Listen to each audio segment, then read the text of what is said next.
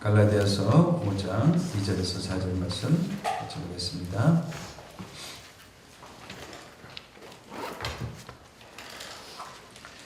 우리 한 목소리 읽겠습니다.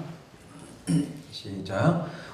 보라 나 바울은 너에게 말하노니 너희가 만일 할례를 받으면 그리스도께서 너희에게 아무 유익이 없으리라. 내가 할례를 받는 각 사람에게 다시 증언하노니 그는 율법 전체를 행할 의무를 가진 자라. 율법 안에서 의롭다함을 얻으려 하는 너희는 그리스도에서 끊어지고 은혜에서 떨어진 자로다. 아멘. 우리는 하나님의 복음으로 하나님의 부르심을 받고 또 하나님의 백성, 하나님의 자녀가 된 줄 믿습니다. 이 땅 가운데서 하나님의 자녀로 살아간다는 것은 큰 은혜고 축복인 줄 믿습니다. 세상 사람들은 맛볼 수 없는 그 은혜와 사랑과 긍휼을 우리 가운데 부어주십니다. 그 은혜를 가지고 살아가는 사람들이 크리스찬들이에요. 그러나 세상 법칙은요, 은혜가 다스리고 지배하기보다 자기의, 자기 열심, 자기 노력이 지배하는 세상들입니다. 그러다 보니까는 항상 모든 것들이 은혜로 이루어지지 않고 어쩌면 보이지 않는 거래로 이어지고 있어요. 거래로 이어지는 삶들은요, 당연하게 느껴집니다. 당연함의 반대는 감사죠. 우리 크리스찬들은 감사의 삶을 살아가는데 세상 사람들은 당연하게 생각한단 말이에요. 더 많이 헌신하고 더 많이 수고하고 더 많이 노력하면요, 당연히 내가 이런 대우와 어떤 사람들한테 이런 존중을 받을 그런 가치가 있다라고 이렇게 생각하게 되는 것이죠. 그래서 여러분들 늘 제가 강조하지만 이 기독교 신앙과 그 다음에 기독교 종교를 여러분들 분명하게 여러분들 차이점을 정확하게 아셔야 됩니다. 제가 늘 강조하지만 하나님과 인간의 관계 속에서 인간이 하나님께로 나아가는 데 있어서 자기의 의로움, 자기의 행위, 어떤 종교적 의식, 어떤 자기 노력으로 이렇게 나아가는 것을 우리 종교라고 그랬죠. 그래서 종교는요, 자기의 열심, 자기의 노력, 자기의 의, 자기 선행, 이것을 강조하게 돼요. 그래서 주어가, 그러다 보니까 주어가 항상 자기예요. 나예요, 나. 그리고 내가 그렇게 했으니까 어떻게 해요? 다시 보상으로, 축복으로 이렇게 돌아와야 된다고 생각한단 말이죠. 그렇게 되면 여러분들 모든 하나님과의 관계는 여러분들 기독교 신앙도 종교가 될 수 있어요. 그리고 이것은 성경에서 구약적인 용어로 율법이라고 합니다. 율법. 그리고 그 율법과 종교 안에 깔려있는 것은 거래정신이란 말이죠. 거래정신. 여러분들 거래정신에서 가장 중요한 건 뭐죠? 공정함이에요. 공정함. 거래는 서로 공정하다고 생각할 때 거래가 성사되는 것이죠. 근데 내가 손해본다고 생각하면 이 거래가 깨지게 되는 거예요. 근데 여러분들 은혜가 지배하잖아요. 은혜가 지배하게 되면 우리는 감사하게 되고 또 은혜 가운데 그 하나님의 사랑과 선물이라 생각하고 우리는 감사하면서 섬기고 희생하게 된단 말이죠. 근데 이것은 모든 관계 속에 다 적용됩니다. 부부 관계 속에서 여러분들 우리는 이제 때로는 남편과 아내를 원망하죠. 왜 그래요? 내가 더 많이 수고했다는 거예요. 그 베이스에 깔려있는 걸 정신을 보면은 내가 더 많이 희생하고 더 많이 손해받고 더 많이 내가 수고했다는 거예요. 그럼 뭐예요? 저는 또 똑같이 수고를 해야 되는데 안 한단 말이죠. 그러니까 어떻게 돼요? 공정함이 깨졌다는 거예요. 공정함이 깨졌어요. 그러니까 뭐가 나와요? 원망이 나오고 불평이 나오고 짜증이 나오게 되는 거죠. 근데 여러분들 저 사람 때문에 내가 존재한다. 저 사람의 사랑이 참 깊다. 저 사람이 나를 많이 사랑해 준다. 저 사람 때문에 내가 힘을 얻는다. 그런 생각을 갖게 되면 어떻게 해요? 원망과 짜증이 나오겠어요? 절대 안 나와요. 오히려 어떻게 돼요? 감사하게 되죠. 그래서 여러분들 상대방에 못나도 이 사람이 가정을 지켜주고 이 사람이 나한테 든든한 힘이 되어준다. 이런 마음을 갖고 있으면 어떻게 해요? 우리는 감사가 나오게 된단 말이에요. 부부관계만 그러겠습니까? 모든 관계가 그래요. 목사와 성도 관계도 그렇고 하나님과 우리 관계도 그렇고 모든 관계 속에는요 거래냐 진짜 하나님의 은혜와 사랑 가운데 관계냐 이 차이점이 있단 말이죠. 그래서 성경에는요 은혜 가운데 감사하는 삶을 살아가는 사람이 있는 반면에 거래 속에서 나는 손해봤다, 나는 희생했다 이렇게 생각하면서 원망하고 불평하는 사람이 있단 말이죠. 기독교란 무엇입니까? 기독교는 거래가 아닙니다. 종교는 거래지만 기독교는 거래가 아니에요. 기독교는요 하나님이 나에게 행한 일에 대한 응답이고 반응이에요. 아멘? 뭐라고요? 기독교 뭐라고요? 종교는 내가 신을 위해서 한 일이에요. 내가 신을 위해서 한 거. 난 이렇게 섬겼고 저렇게 섬겼고 이렇게 희생했고 이렇게 헌신했다. 이런 생각을 갖는 거예요. 그래서 여러분들 교회 안에서 조금 세상적으로 나가고 문제를 일으킨 사람은 우리는 뭐라고 그러죠? 꼴통이라고 그러죠. 꼴통이라고 하는데 새신자 가운데는 꼴통이 없어요. 오래된 신자일수록 꼴통이 생겨요. 왜 그럽니까? 더 많이 섬겼고 더 많이 희생했고 더 많이 헌신했기 때문에. 근데 그 희생과 헌신과 섬김 속에 나한테 돌아오는 게 많이 없다라는 거죠. 뭐예요? 공정하지 않다는 거예요. 그러니까 뭐가 나와요? 원망이 나오고 불평이 나오는 거죠. 근데 이게 종교예요. 그럼 기독교는 무엇입니까? 기독교는 하나님이 죄인된 나를 위해서 하신 일이에요. 아멘? 뭐라고요? 하나님이 죄인된 나를 위해서 하신 일. 이걸 우리는 하나님의 사랑이라고 하고 하나님의 선물이라고 하고 하나님의 은혜라고 그래요. 그러면 하나님이 죄인된 나를 위해서 하신 일에 대해서 우리는 어떻게 해요? 반응하고 응답하는 거예요. 그게 신앙생활이란 말이에요. 그래서 하나님이 나에게 베풀어 주신 그 은혜에 대해서 반응으로 헌신하고 섬기고 예배하고 하나님을 찬양하게 되는 거죠. 이 관계를 여러분들 놓치게 되면 다시 또 우리는 어떻게 돼요? 내가 하나님을 해서 이렇게 해서 저렇게 해서 하면서 어떻게 해요? 하나님과 이제 거래 관계가 된단 말이에요. 거래 관계가 되면 반드시 나타나는 게 뭡니까? 은혜에서 떨어지게 돼 있단 말이에요. 은혜에서 떨어져요.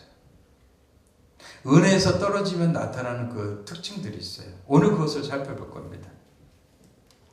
이 복음의 은혜 가운데 우리가 신앙생활을 하는데 그 복음의 은혜 가운데 떨어지게 될 때 나타나는 현상들이 있단 말이에요. 만약에 그 현상들이 우리 모습 가운데 있다면 지금 내가 은혜가 없구나 라고 여러분들 빨리 자각하시고 하나님의 은혜를 여러분들 찾으셔야 돼요. 그 은혜를 회복하셔야 된단 말이에요. 그래야지 우리는 신앙생활을 기쁘게 즐겁게 할 수 있게 된단 말이죠. 그래서 신앙생활이란 하나님이 나에게 하신 일에 대한 응답과 반응이 바로 예배고 신앙생활이에요. 그래서 하나님 나에게 어떻게 은혜를 베풀어 주셨지? 하나님 나에게 어떻게 하셨지? 우리는 이것을 기억해야 된단 말이죠. 우리가 잘 아는 말씀이 있죠? 사도 바울은 그래서요 하나님의 은혜에 대해서 이렇게 얘기합니다. 내가 달려갈 길까지 주 예수께 받은 사명, 하나님의 은혜의 복음을 증언하는 일을 마치려면은 나의 생명조차 조금 더 귀한 것으로 여기지 아니한다. 하나님의 은혜가 너무 크기 때문에 어떻게 해요? 거기에 나의 생명을 바치겠다는 거예요. 똑같은 은혜를 우리는 받고 있지만 어떤 사람은 생명을 드리는데 어떤 사람은 어떻게 해요? 그 은혜를 깨닫지 못하고 오히려 원망하고 불평한단 말이죠. 자녀들도 그러죠. 부모로부터 똑같은 은혜를 받지만 어떤 자녀는 그 은혜에 대해서 너무 고마워하고 감사해요. 근데 어떤 자녀는 뭐예요? 나한테 이것도 안 해주고 저것도 안 해주고 이것도 없고 저것도 없고 원망하고 불평하는 사람이 있단 말이죠. 왜 그런 현상이 나타납니까? 은혜에 대한 자각이에요. 은혜에 대한 자각. 은혜에 대한 올바른 자각이 없으면, 인식이 없으면 우리는 어떻게 해요? 나도 모르는 사이에 원망하고 불평하고 짜증내는 삶을 살게 돼 있단 말이죠. 바울은요, 끝까지 이 은혜를요, 잊지 않았습니다. 그래서 어쩌면요, 기독교를 정말 박해하고 기독교에서 강력하게 막 대적하고 했던 사람들이 오히려 은혜를 더 깊이 누려요. 사도 바울이 그랬죠? 그는 종교인으로 살았어요. 그 종교인으로서 자기는 최고의 삶을 살았다고 자랑했던 사람이에요. 근데 예수를 만나고 나니까 뭐예요? 아, 이거는 껍데기고 종교구나. 진짜 예수를 만나니까는 예수 안에 생명이 있구나. 이걸 발견하게 된 거예요. 그래서 예수 만나기 전에는 어떻게 했어요? 비방하고 폭행하고 박해하고 사람들을 어떻게 잡아다가 감옥에 가두고 스데반 집사가 죽을 때 어떻게 했어요? 그는 증인까지 쓰면서 겉옷을 벗어서 내면서 증인까지 되었어요. 그렇게 난폭하고 폭행자였던 본인이 예수를 만나고 나니까는 내가 여태껏 잘못 살아왔구나 깨닫게 된 거예요. 그런데요, 그 생각, 그 인식이 그의 평생의 신앙을 지켜준 거예요. 자기가 조금 교만하고 높아질 때마다 그걸 하나님 떠올리게 하니까 그래, 내가 옛날에는 박해자였지, 폭행자였지, 비방자였지, 회방자였지. 이걸 떠올리니까는 그것이 자기를 겸손하게 만들어줬단 말이에요. 그 하나님의 은혜를 떠올리게 해줬단 말이에요. 어쩌면 여러분들의 실패가 오히려 여러분들의 삶을 은혜 가운데 붙들어주는 하나의 도구인 줄 믿습니다. 그래서 하나님이 우리한테 바라는 것은, 최고로 바라는 것은 우리들의 실패예요. 실패 없는 사람들은요, 사실 하나님 앞에서 종교적으로 율법적으로 다가가기가 굉장히 쉽단 말이죠. 너무나 잘해왔어요. 너무 잘해왔어요. 그러니까 당당한 거예요. 당당해요. 그래서 여러분들 실패가 은혜인 줄 믿습니다. 예. 실패 때문에 여러분들 무너지지 마십시오. 오히려 그 실패가 여러분들을 주님 앞에 붙들어주는 하나님의 도구인 줄 믿습니다. 예.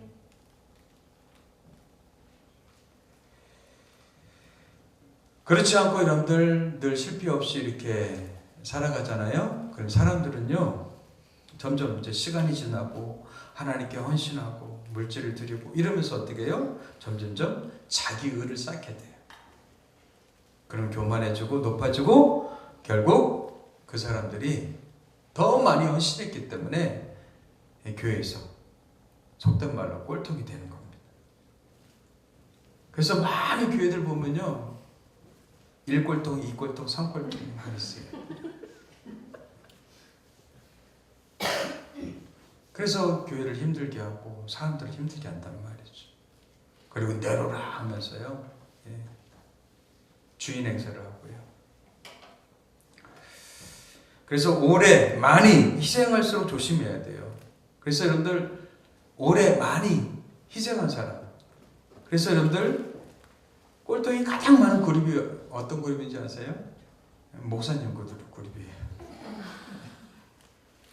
목사님들 지금 꼴통이 너무 많아요. 왜요? 오래 많이 희생했기 때문에, 헌신했기 때문에. 그러다 보니까 점점 어때요? 은혜를 잃어버리고 감사를 잃어버리고 사랑을 잃어버리기 시작해요. 그래서 마음이 어떻게 강팍해지기 시작한단 말이죠. 말씀을 전했지만 자기 안에 은혜가 없는 거예요.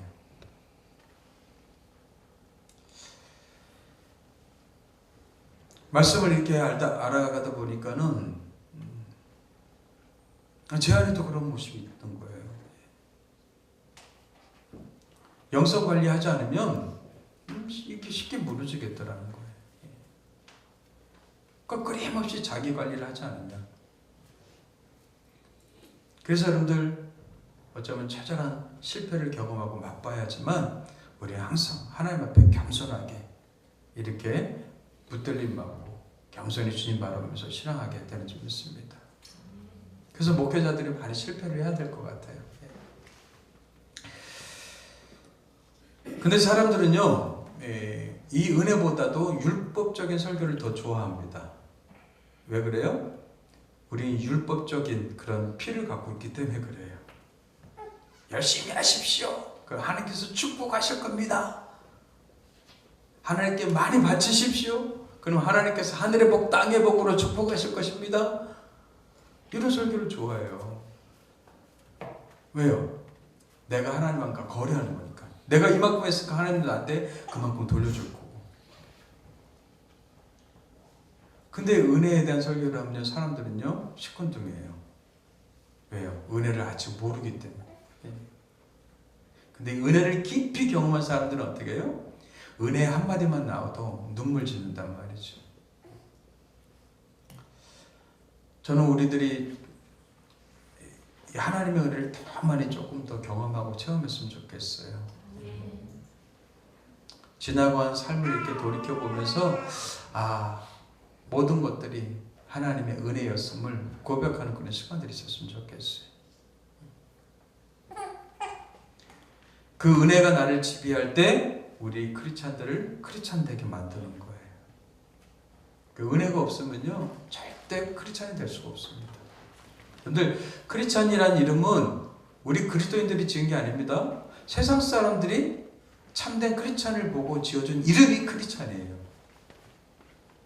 그 크리스찬이 안디옥 교회에서 시작됐죠. 안디옥 교회 성도들이 신앙생활을 너무 잘하니까는 사람들이 저 사람들을 보고 그리스도를 닮았다 그래서 크리스찬인 이름이 불려진 거예요. 세상 사람이 불러준 이름이 크리스찬이에요. 우리가 만든 게 아니란 말이죠. 근데 어느 날 이렇게 크리스찬들이 부끄러운 이름이 되어버렸어요.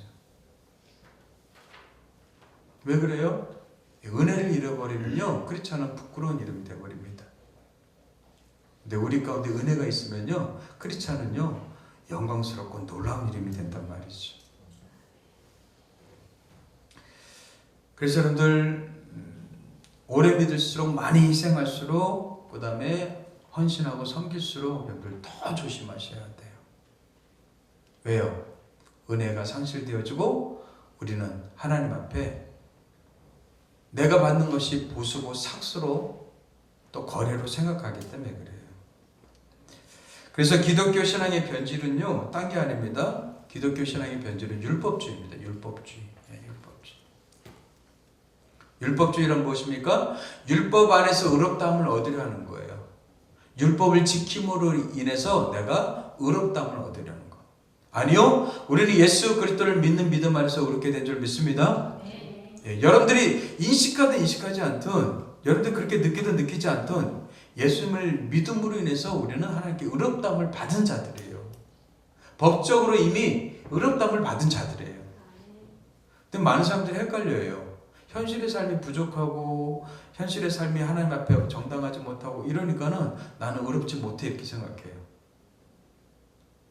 그리고 또 어떤 사람은요 많이 헌신해야지 많이 섬겨야지만 내가 의롭다고 생각하는 사람이 있어요. 아니요. 그건 행위에서 나오는 것들이에요. 그걸 한마디로 율법 안에서 의롭다함을 받는다 이렇게 성경은 얘기하고 있어요. 행위를 통해서 율법을 통해서 의롭다함을 받는 것은 전부 다 종교입니다. 종교. 그러면 행위를 하지 말라는 건가요? 율법 지키지 말라는 건가요? 아니죠. 하나님이 우리를 은혜롭게 하셨기 때문에 그에 대한 반응과 응답으로 어떻게 해요? 우리는 율법을 지키고 행하는 거예요. 순서가 바뀐 거죠. 순서가. 율법과 행위를 행함으로써 내가 나는 의로워 이런 생각이 아니라 나는 주님 안에서 의롭기 때문에 나는 의로운 자로서 이러한 삶을 마땅히 살아가야 돼. 그런 차원이 다른 거죠.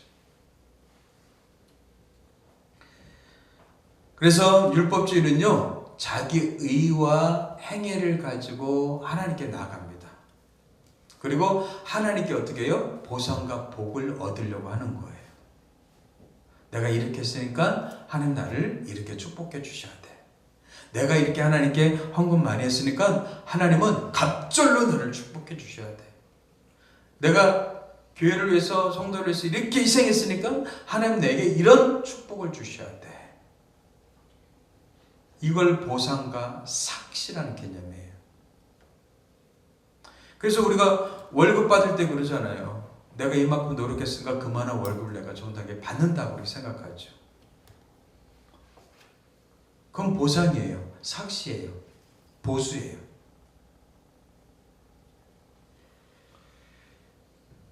그런데 여러분들, 이렇게 살아가는 사람들을 사도 바울은 뭐라고 얘기하냐면 오늘 말씀에 그러죠. 율법 안에서 의롭다함을 얻으려 하는 너희는 그리스도에게서 끊어지고 은혜에서 떨어진 자로다. 그리스도에게서 끊어지고 뭐예요? 은혜에서 떨어진 자라는 거예요. 하나님의 은혜에 대한 응답과 반응으로 신앙생활하지 않고 자기 열심과 자기 노력과 자기 행위로 하나님께 의롭다함을 받고 하나님께 어떤 보상을 구한다면 그것은 뭐예요? 그리스도에게서 끊어지고 은혜에서 떨어진 자라는 거예요. 근데 많은 사람들의 의식과 생각 속에 이런 생각이 있어요. 내가 이렇게 많이 섬겼으니까, 이렇게 희생했으니까, 이렇게 헌신했으니까 하나님 나한테 이렇게 갚아주셔야 돼. 그리고 또 어떤 사람은 그래요. 목사님이 그렇게 헌신했으니까 하나님이 자녀를 이렇게 축복해 주시는 거야. 이런 의식들 베이스에는 뭐가 깔려 있는 거예요? 다 보상, 보수, 삭, 이런 의식이 깔려 있는 거예요.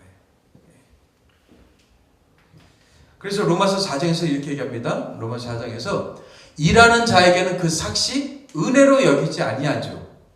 왜요? 내가 이런 대가를 받았으니까 그건 삭시고 보수지 은혜가 아니란 말이에요. 보수로 여겨지거니와 일을 아니할지라도 경건하지 아니한 자를 의롭다 하시는 이를 믿는 자에게는 그의 믿음을 의로 여기시나니. 일을 안 했어요. 나는 하나님 앞에 한 것이 없어요. 근데 하나님 나를 의롭다 여기신대요. 예수를 믿음으로 인해서 그 믿음으로 나를 의롭다 여겨주신대요. 그 사람에게는 뭐예요? 그게 은혜인 거죠. 은혜. 은혜란 무엇입니까? 받을 자격 없는 자들에게 거저 주시는 선물, 하나님의 선물이 은혜란 말이에요. 기독교는요, 어떻게 시작됐어요? 하나님의 은혜에서 시작된 거예요. 나의 헌신과 섬김과 노력으로 시작된 게 아니라 하나님의 은혜에서 부어졌기 때문에 그에 대한 반응과 응답으로 우리는 헌신하고 희생하고 섬기는 거죠. 이 순서를 여러분들 철저하게 여러분들 인식하셔야 돼요. 나로부터 시작된 건 다 종교입니다. 근데 하나님께서 시작되는 것은 그게 우리의 신앙이고 은혜인 거예요. 근데 우리가 신앙생활하면서 어떻게 해요? 이 순서가 바뀐단 말이에요. 바뀌어요. 바뀌다 보니까 우리는 하나님 앞에서 내가 어떻게 변질되는지 잘 몰라요. 나도 모르는 사이에 그렇게 바뀌기 때문에 그래요. 그래서 여러분들, 은혜라고 생각하는 사람들에게는 감사의 고백이 참 많아요. 감사의 고백이 많아요.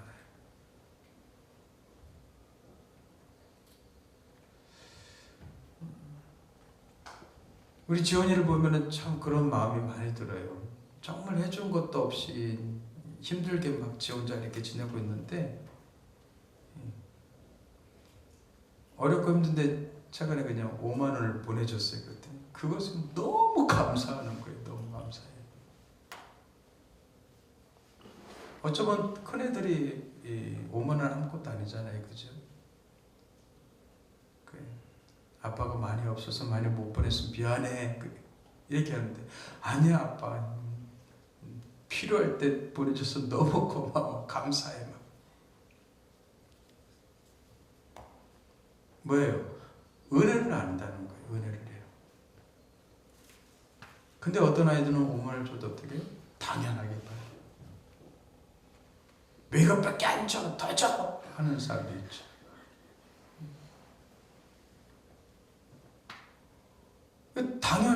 당연하게. 부모의 은혜를 잘 모르기 때문에 그래요. 당연하게 나는 이런 권리가 있어. 이렇게 받을 권리가 있어. 이렇게 해줘야 돼. 이런 생각을 한단 말이죠. 근데 여러분들 그 마음을 가지면 절대 하나님의 은혜가 임할 수가 없습니다. 왜요? 하나님은 교만한 자를 대적하시고 겸손한 자를 가까이 하시기 때문에요. 그래서 여러분들 제일 먼저 은혜를 잃어버릴 때 나타나는 특징은 감사가 사라진다는 거예요. 감사가요. 근데 은혜가 있을 때 나타나는 특징은 뭐예요? 다 감사가 돼. 다 감사해. 내가 이렇게 걸어다니는 게 감사하구나. 내가 이렇게 먹을 수 있으면 감사하구나. 내 옆에 이렇게 사랑하는 우리 자녀들이 있어서 감사하구나. 원수 같지만 그래도 내 남편이 있어서 감사하고 내 아내 있어서 감사하고 이놈 새끼가 속삭여도 그래도 건강하게 감사하구나. 감사거리를 찾아. 근데 은혜가 없으면은 감사가 사라져버리고 나도 모르게 그냥 툭 그냥 원망을 던져버려요. 아휴 내 팔자야 왜 이렇게 힘들지?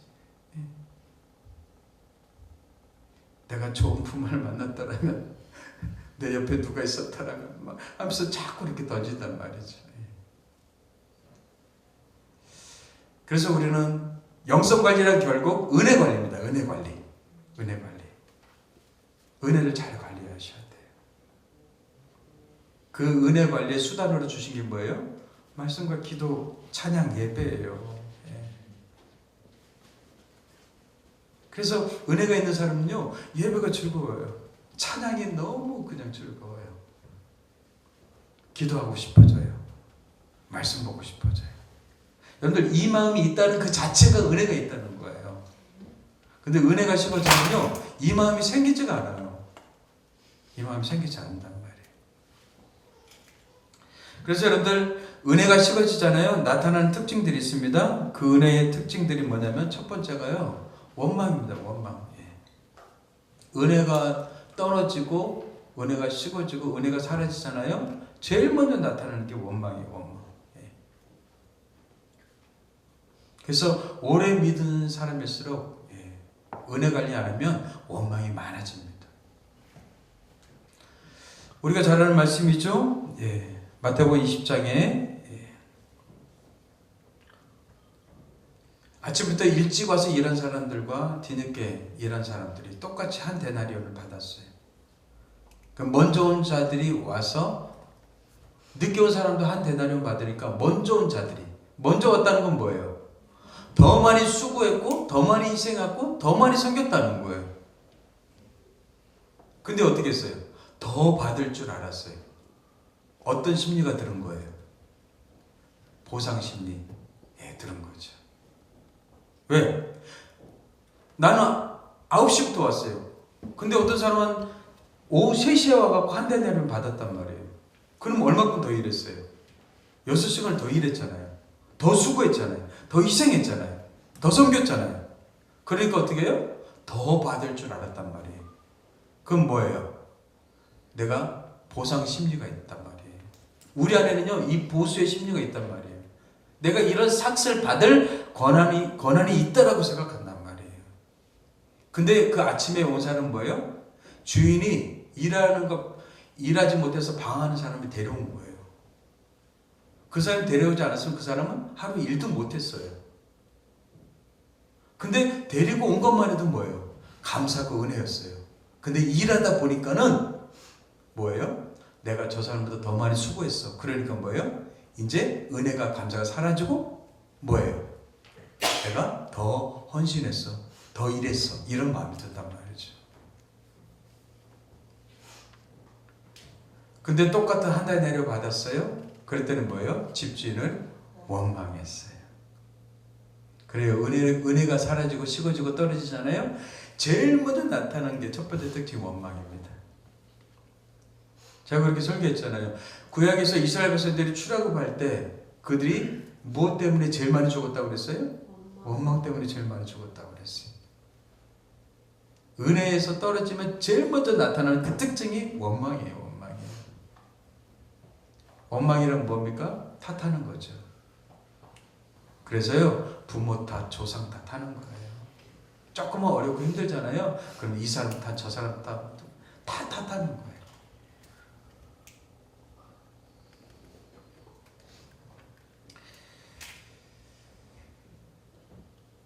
더 많이 수고했고 더 많이 헌신했기 때문에 그들 마음속에는 뭐예요? 그런 보상심리가 깔려있기 때문에 그렇습니다.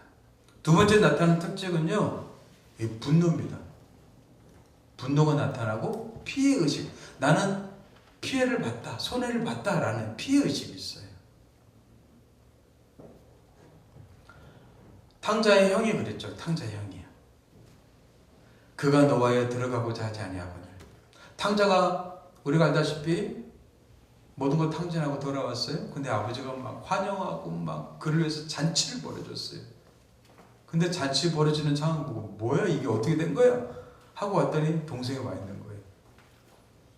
근데 집에 들어가지 않는 거예요. 그래서 아버지가 나와서 얘야 들어가자. 죽었던 동생이 살아서 이렇게 돌아오지 않느냐? 같이 축하해 주자 하는데 어떻게 해요? 그는 노하여서 들어가고자 하지 아니하거든. 노하여서 뭐예요? 분노했다는 거예요. 마음의 분노가 씩씩거리고 씩씩거려요. 예. 근데 아버지가 계속 어떻게 해요? 권합니다. 근데 그때 형이 대답합니다. 뭐라고요? 내가 여러 해의 아버지를 섬겨. 여러 해의 아버지를 섬겼어요. 탕자는 어떻게 했어요? 섬기지 않고 자기 이익과 욕망에서 도망갔죠? 근데 형은 어떻게 했어요? 아버지를 여러 해 섬겼어요. 어떻게 했다는 거예요? 더 많이 수고했고 헌신했고 희생했고 손해봤다는 거예요. 그러면 이 탕자의 형은 뭐예요? 아버지를 사랑해서 그 은혜 가운데 섬긴 것이 아니라 뭐예요? 자기가 뭐 대가를 바라고 섬겼다는 거예요. 그건 뭐예요? 은혜가 아니고 보수고 삭신 거죠. 더 많이 섬겼으니까 더 많은 것을 나한테 돌려줘야 되는데 나한테는 뭐예요? 내게는 염소 새끼라도 주어 나와 내 벗을 즐기게 하신 일이 없더니 나한테는 염소 새끼 한 마리도 주지 않고 잔치 한번 벌어주지 않았는데 아버지 재산을 다 청년들과 함께 삼켜버린 이 아들이 돌아오니까 그들을 위해서 살찐 송아지를 잡으셨어요? 분노가 들어와요. 예. 그리고 탕자 때문에 어떻게 해요? 피해의식을 보는 거예요. 나는 손해봤다는 거예요. 이렇게 섬겼어도 나한테 돌아오는 게 없다라는 거죠. 사실 여러분들 돌아온 탕자보다 더 큰 탕자는 누굽니까? 예, 형이 탕자라는 거예요. 형이 탕자예요. 예. 그래서 오래 믿을수록 탕자가 되는 거예요. 오래 믿을수록. 왜요? 오래 믿으면 점점점 은혜를 잃어버리니까. 제가 안타까운 것은 신앙생활을 오래 하고 많이 할수록 더 은혜가 깊어져야 되잖아요. 근데 은혜가 점점점 얕아지고 은혜가 사라진다는 거예요. 그러니까 어떻게 돼요? 그 율법주의가 되고 그 사람들이 꼴통이 되기 시작하는 거예요. 더 많이 섬겼고 더 오래 섬겼으면 더 은혜가 풍성해야 되는데 그러지 못하더란 말이죠.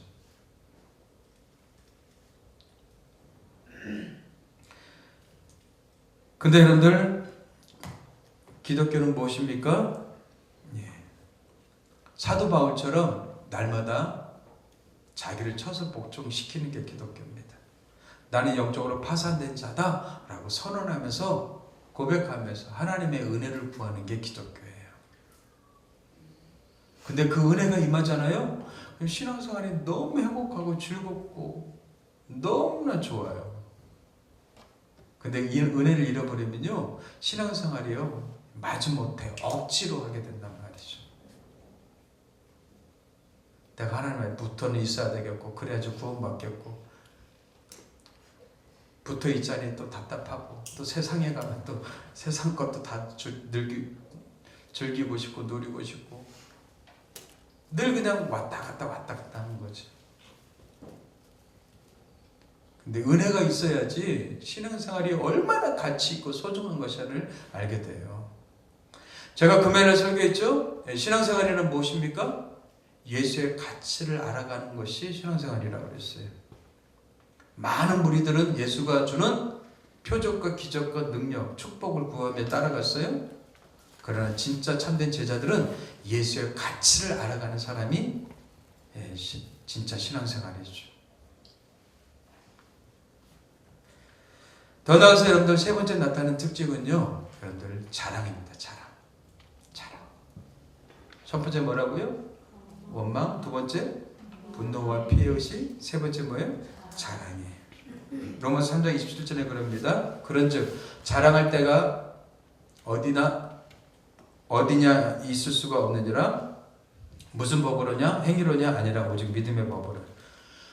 너희들 행위가 많아지고 더 많이 섬겨 더 희생하게 되면 사람들은 어떻게 돼요? 그걸 자랑하게 되죠. 근데 그것으로 우리는 의롭다움을 받을 수 없다는 거예요. 오직 믿음의 법으로만 의롭다움을 받는다는 것이죠. 그래서 너희들은 그 은혜에 의해서 믿음으로 말미암아 구원을 받았으니 너에게서 난 것이 아니라 하나님의 선물이다. 행위에서 난 것이 아니다. 누구든지 왜요? 자랑하지 못하게 하기 위해서. 행위로 난 거면 더 많이 한 사람이 있고 더 적게 한 사람이 있어요. 그러면 많이 한 사람은 어떻게 해요? 자랑하게 되죠. 내가 이렇게 했어, 저렇게 했어, 저렇게 했어. 아주 오래된 교회에서요, 강대상이 막 옛날에는 막 어마어마했잖아요. 나무로 짜져 갖고요. 요즘 교회들이 이제 심플해지잖아요, 그죠? 근데 이걸 바꾸려고 하는데 바꾸질 못하는 거예요. 왜냐하면 그 강대상을 사주신 분이 딱 앉아 계시거든요. 그 목사님 바꾸고 싶은데도 바꾸질 못하는 거예요. 권위 있는 그 딱딱한 그 나무 그 강대상 그걸. 왜냐하면 그걸 바꾸게 되면 그 사람은 어떻게 돼요? 섭섭해지고 상처받고. 자기가 헌신했거든요. 그럴 때는 먼저 어떻게 해요? 목사님 찾아가서 먼저 목사님 시대가 이제 많이 바뀌었으니까 답답하니까 좀 바꿉시다. 먼저 이렇게 얘기 좀 얼마나 좋아요, 그죠? 근데 그분들은 절대 그렇게 말 안 해요.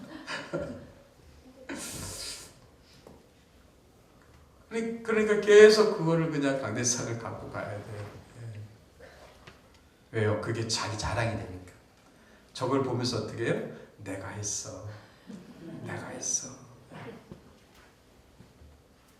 자랑이 되거든요. 자랑이. 그래서 우리 은근히 자랑하잖아요. 그죠? 이건 내가 했어. 저건 내가 했어. 이렇게 했어. 저렇게 했어. 자랑이란 무엇입니까? 하나님 주신 은혜를 받아서 그 은혜에 대한 보답과 반응으로 한 게 아니라 뭐예요? 내가 했다라는. 어쩌면 나도 모르게 또 율법주의가 내 안에 슬며시 파고든 거죠. 그래서 사도 바울은 고린도 교회를 향해서 이런 얘기합니다. 같이 읽어보겠습니다. 시작. 누가 너를 남달리 구별하였느냐? 내게 있는 것 중에 받지 아니한 것이 무엇이냐? 네가 받았은즉 어찌하여 받지 아니한 것 같이 사는가? 예. 여러분들 우리 인생을 살펴보십시오. 여러분들 받지 않은 것이 뭐가 있습니까? 여러분들은 열심히 직장 다니면서 돈 번다고 생각하시죠? 근데 신명기에서 뭐라고 그랬어요? 돈 벌 수 있는 힘도 하나님 주셨다고 그랬어요. 우리의 모든 것은 다 받은 거예요. 시간, 물질, 자녀들, 우리의 삶, 직장 모든 걸 하나님이 우리한테 허락하신 거예요.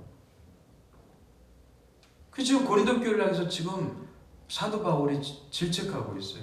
너희들 가운데 받지 않은 것이 무엇이냐? 왜 받지 아니한 것처럼 자랑하느냐? 받았다 생각하면 우리는 감사하게 되죠.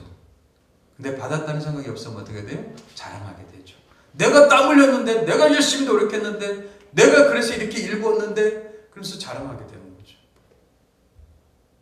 근데 조금만 겸손히 생각해 보십시오. 하나님이 다 우리 가운데 허락하시고 주신 거 아니겠어요? 받았다면 여러분들 감사해야 되지만 내가 해서 얻었다면 그 모든 것들이 다 유지가 돼야 돼요. 여러분들의 젊음, 여러분들 받은 겁니까? 아니면 여러분들이 얻은 겁니까? 여러분들의 시각, 여러분들의 건강? 물론 우리가 관리를 하죠. 하지만 하나님 모든 걸 다 주신 거 아니겠어요? 모든 것이 하나님께로부터 옵니다. 근데 사람들은요, 자기가 했다고 생각하는 거죠. 그러니까 이제 자랑이 되는 거예요. 그래서 세상은 어떻게 해요?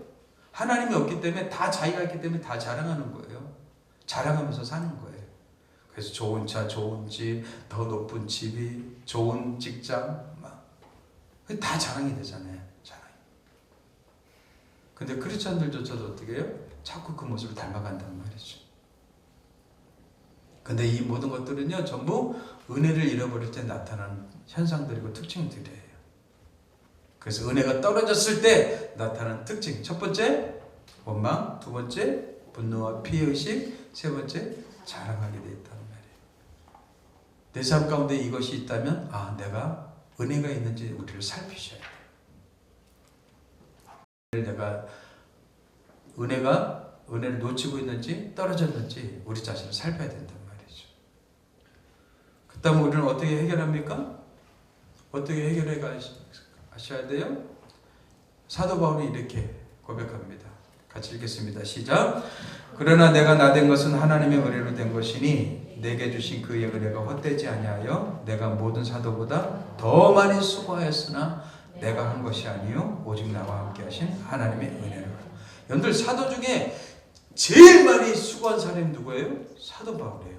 그는요, 매 맞음 돌로 맞고요, 강도의 위험, 물의 위험, 강의 위험, 바다의 위험, 감옥에 갇히고 얼마나 많은 희생을 했는지 몰라요. 그래서 더 많이 수고하였으나, 그 더 많이 수고한 것이 지배를 받잖아요. 그러면 은혜를 잃어버려요. 근데 사도 바울은 어떻게 했어요? 그 생각을 바꿨어요. 내가 한 것이 아니요 오직 나와 함께 하신 하나님의 은혜다. 하나님의 은혜가 있었기 때문에 내가 그것을 감당할 수 있었습니다. 하나님의 은혜가 있었기 때문에 내가 그 모든 것을 다 감당할 수 있었습니다. 이렇게 고백하고 있는 거예요. 그래서 나의 나 된 것은 하나님의 은혜로 된 것입니다. 이런 사람들의 마음에 입술의 고백은 뭐가 나옵니까? 하나님이 하셨습니다. 하나님이 하셨습니다. 하나님이 하셨습니다. 근데요, 그런 사람들에게 하나님의 은혜가 더 많이 부어져요. 은혜가 부어지고 부어지니까요. 그래도 영적 법칙에도요, 부익부 비립비 현상이 나타나는 거예요. 영적으로 부유한 사람은 계속 부유해져요. 영적으로 가난한 사람은 또 계속 또 가난해져요. 영적인 부의 법칙은 딱 한 가지입니다. 하나님의 은혜를 기억하고 알고 내가 맛보고 누리는 사람. 영적으로 부유해지는 방법입니다. 저와 여러분이 이런 은혜를 상실하거나 떨어지지 않았으면 좋겠어요. 우리 공동체가 26주년이 되었습니다. 때로는 하나님이 주신 간증과 그런 많은 은혜도 있었어요. 때로는 우리의 허물과 죄악 때문에 또 슬픔도 있고 아픔도 많으셨습니다. 하지만 과거는 과거예요. 하나님은 항상 오늘이라는 현재를 주셨어요. 현재, 프레젠트라고 그랬죠? 프레젠트가 또 다른 의미가 선물이라고 그랬어요. 오늘이 선물이지 과거가 선물이 아니에요. 오늘을 내가 행복하게 살지 못하니까 자꾸 과거를 들먹거리는 거예요. 왕년에 과거에 막. 예. 또 어떤 사람이 과거에 묶여 사는 사람이 있어요. 과거의 아픔과 슬픔 때문에, 그것 때문에 오늘에 영향을 미치는 사람이 있어요. 아니요, 여러분들 항상 오늘을 사십시오. 항상 오늘을 사십시오. 오늘이 선물입니다. 예. 어제의 잘못을 기억하지 마세요. 하나님께 회개하고 오늘 또 사시면 돼요. 오늘을 아름답게 만들어가면 미래가 더욱더 아름답게 펼쳐지게 될 줄 믿습니다. 하나님은 항상 오늘 역사하시고 일하시는 분이셔요. 그래서 우리 선동공동체가 오늘 또 새롭게 새 마음을 가지고 새롭게 전진하고 도약해 갔으면 좋겠습니다. 항상 은혜를 잃어버리지 마십시오. 은혜를 놓치지 마십시오. 은혜에서 떨어지는 걸 항상 조심하십시오. 그래서 은혜 관리를 잘 하셔야 돼요. 은혜 관리를. 그것이 영성의 비결일 줄 믿습니다. 기도하겠습니다. 하나님 아버지 감사합니다. 지금까지 우리를 지키시고 돌보시고 이끌어주신 주님의 은혜에 우리가 다시 한번 감사와 찬송과 영광을 올려드립니다. 은혜가 떨어질 때 나타나는 여러 가지 특징들을 살펴보았습니다. 원망과 분노와 피해의식, 자랑하는 마음이 새기는 것이 은혜가 상실했음을 사람들이 알지 못하고 다시 은혜로 시작했다가 율법으로 돌아가는 사람들이 많은 것을 보게 됩니다. 하나님, 이런 어리석고 미련한 사람이 되지 않게 하시고 늘 은혜 안에 거하는 우리의 신앙과 믿음이 될 수 있도록 축복해 주옵소서. 감사하고 예수님의 이름으로 기도합니다. 아멘.